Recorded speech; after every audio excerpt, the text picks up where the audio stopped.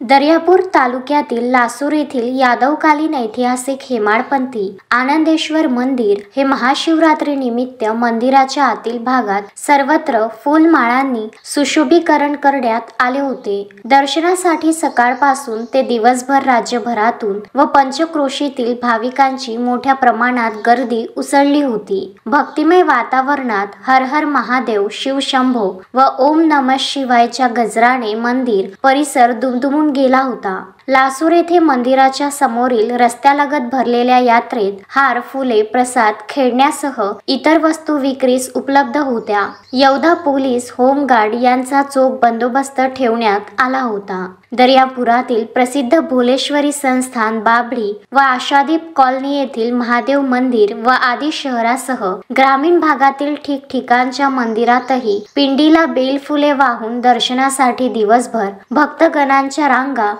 चित्र बघावयास मिळाले। काही महिलांनी भोलेनाथाला दुधाचा अभिषेकही केला।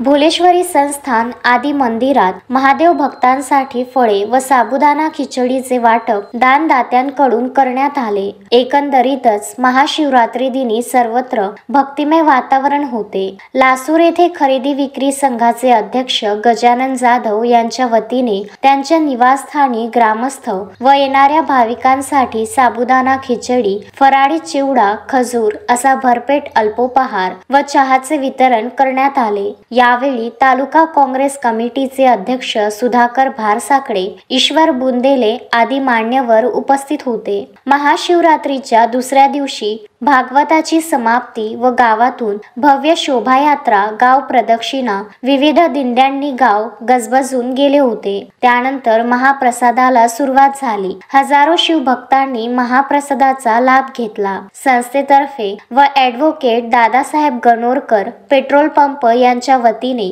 पिण्याच्या पाण्याची व्यवस्था केली होती। महाप्रसादाने कार्यक्रमाची सांगता झाली। येवधा पोलीस स्टेशनचे ठाणेदार देशमुख व त्यांचे सर्व सहकारी यांनी दोन्ही दिवस चोख बंदोबस्त ठेवला होता। गजानन देशमुख, विदर्भ न्यूज, दर्यापूर।